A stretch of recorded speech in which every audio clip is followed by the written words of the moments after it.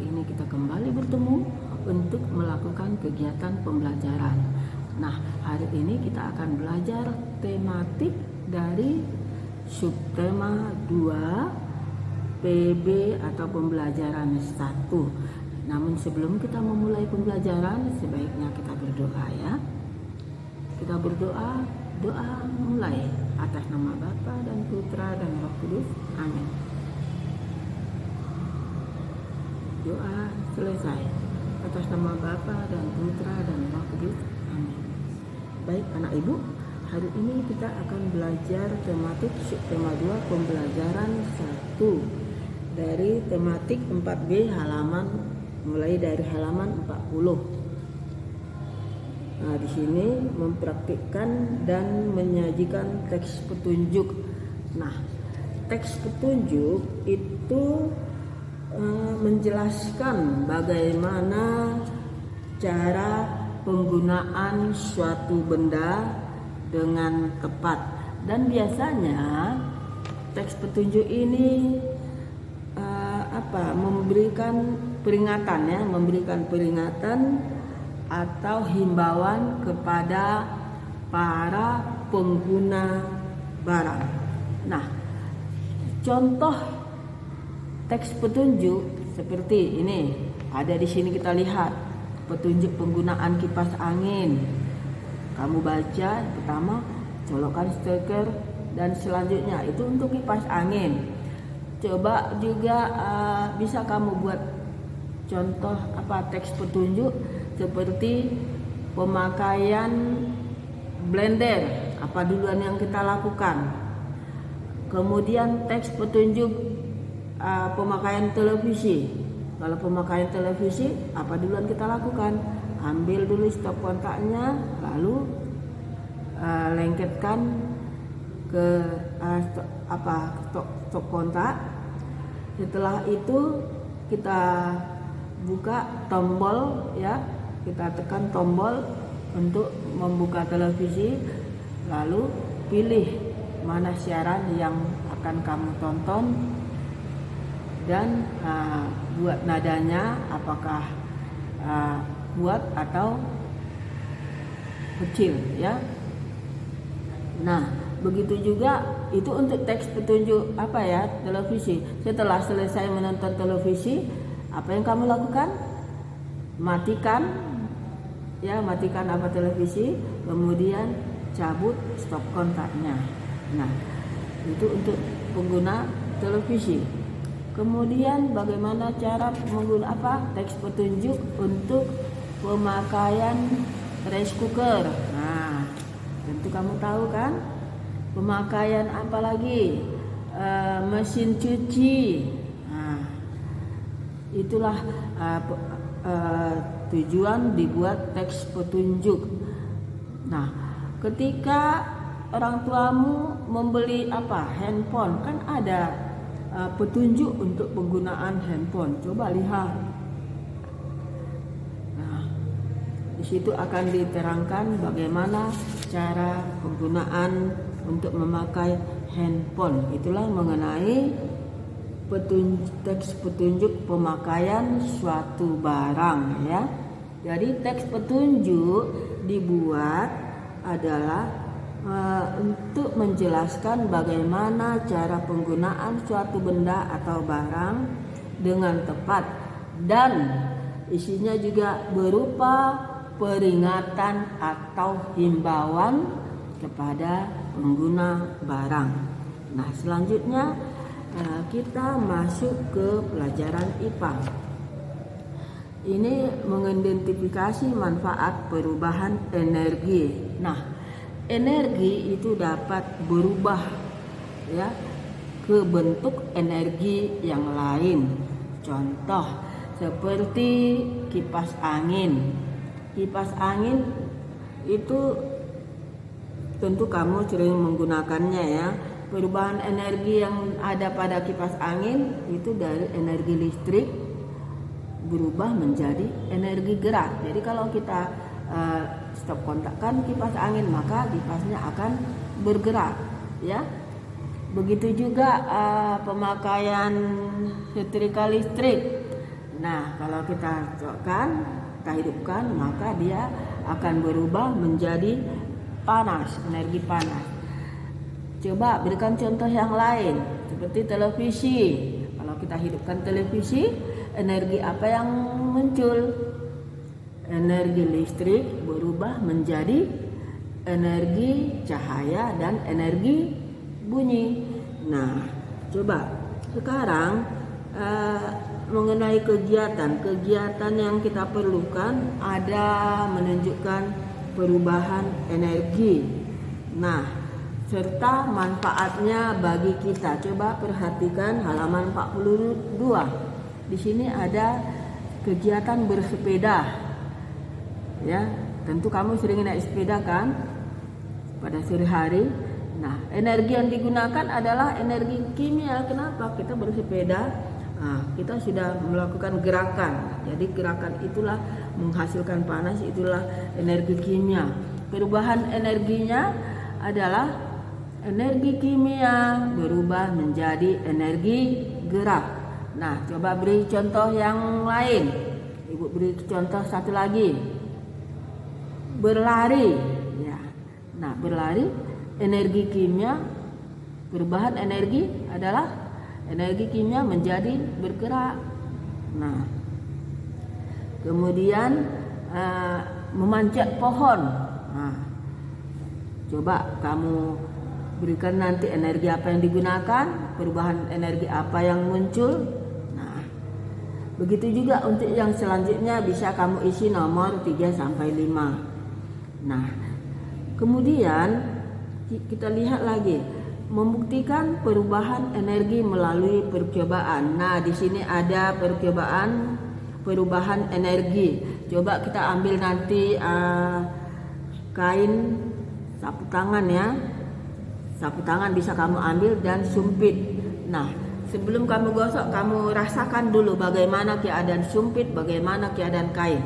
Apakah panas atau dingin. Nah, tapi pada saat kita pegang, biasakan dulu kain itu dalam keadaan biasa, suhu yang biasa saja ya, tidak panas dan tidak dingin. Setelah itu coba kamu gosok-gosokkan kain tadi ke sumpit.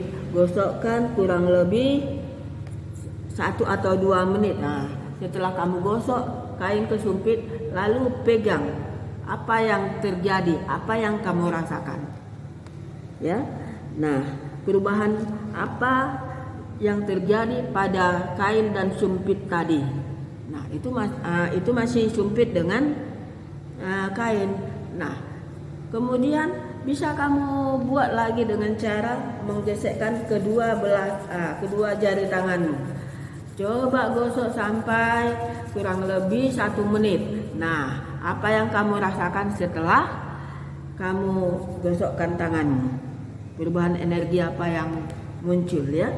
Nah, kemudian lagi kamu gosokkan ini sisir ke rambut. Nah, kamu sisir sampai kurang lebih 3 menit. Nah, setelah kamu sisir, coba pegang sisirnya dan rambutnya. Perubahan energi apa yang terjadi? Apa yang kamu rasakan setelah kamu lakukan percobaan? Oke. Nah, kemudian coba lihat ada di sini laporan percobaan perubahan energi. Ini nama anggota kelompok. Ini karena situasi sekarang kita tidak membuat diskusi ya. Ini namamu aja tulis, tujuan percobaan apa alat dan bahannya, kemudian buat langkah kegiatannya. Langkah kegiatan yang ketika kamu lakukan percobaan, apa hasil percobaannya dan apa kesimpulan dari percobaan tersebut. Nah, sekarang kita kembali ke mengidentifikasi sumber daya alam dan pemanfaatannya.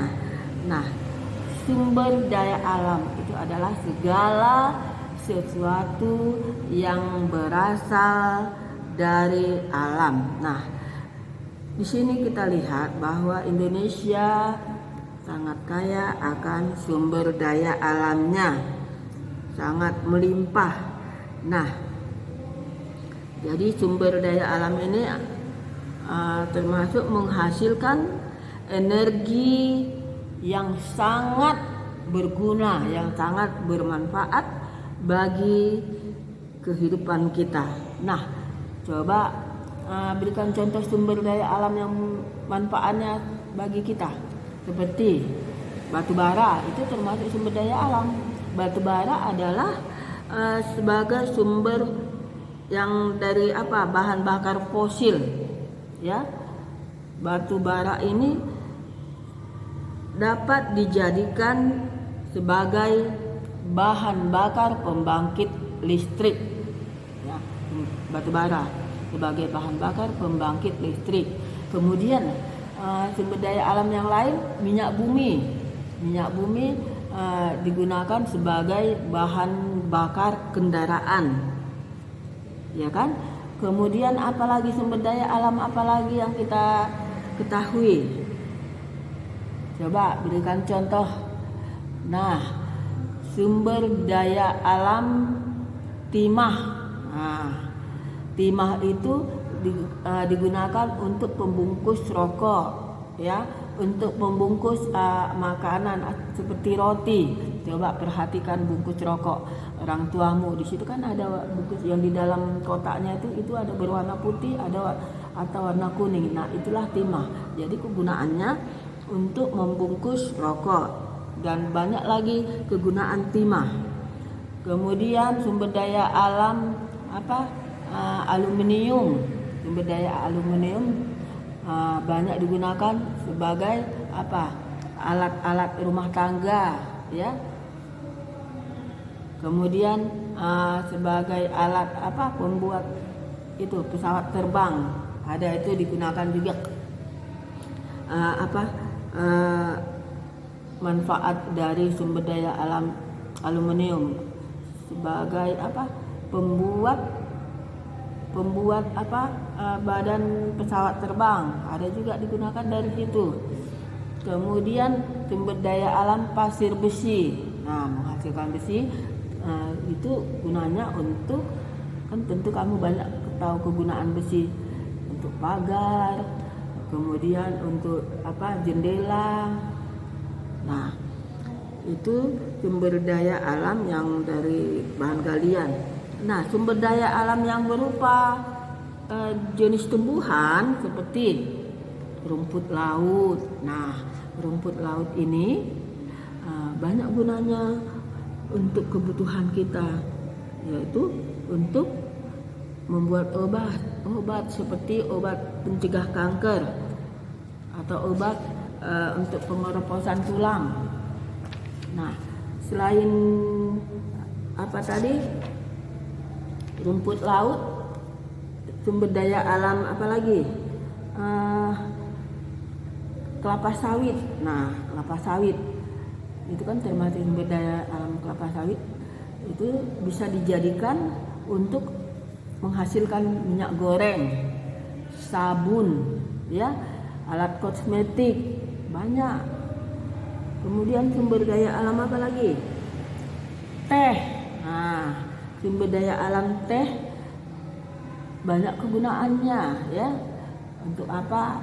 Teh itu daun tehnya dijadikan untuk penyedap minuman. Sumber daya alam apa lagi yang dapat kita peroleh, yang dapat kita nikmati? Seperti rempah-rempah. Rempah-rempah itu cengkeh, pala, jahe. Nah, itu semua sumber daya alam yang berasal dari alam yang kita kelola untuk dapat kita manfaatkan dalam kehidupan sehari-hari. Seperti ikan juga termasuk sumber daya alam yang berasal dari laut. Nah, coba lihat di sini ada tabel sumber daya alam. Yang pertama minyak bumi, daerah penghasil Babo, Irian Barat. Kemudian pemanfaatannya bahan bakar kendaraan dan pembangkit tenaga listrik. Yang kedua apa? Kamu buat dulu. Seperti apa tadi di sini?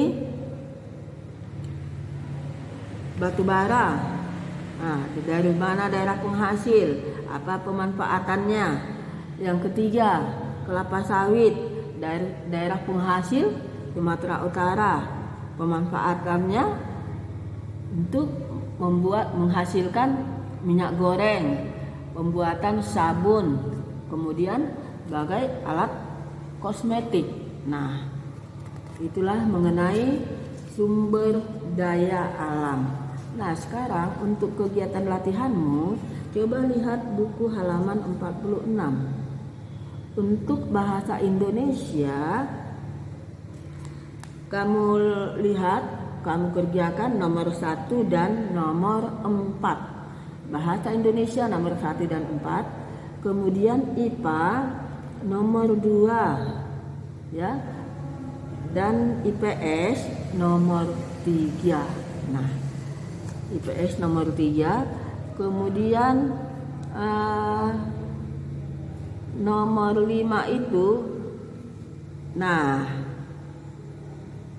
coba Ibu ulang. Untuk bahasa Indonesia nomor 1 dan nomor 4. Kemudian IPA nomor 2 dan nomor 5 dan 6, ya. IPA nomor 2, 5 dan 6. Kemudian IPS nomor 3, ya. IPS nomor 3. Semuanya kamu kerjakan di buku latihan. Dan jangan lupa tulis soal dan jawaban. Ibu tidak mau kamu tulis hanya soal tapi tidak ada jawabannya.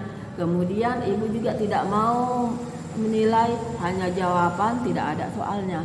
Jadi kamu tulis soal dan jawaban. Sudah paham semuanya kan, Nak? Oke, baik. Sampai di sini dulu pertemuan kita untuk hari ini. Sebelum kita akhiri, kita berdoa sebagai doa penutup. Doa dimulai atas nama Bapa dan Putra dan Roh Kudus. Amin. Doa selesai atas nama Bapa, Putra dan Roh Kudus. Amin. Terima kasih.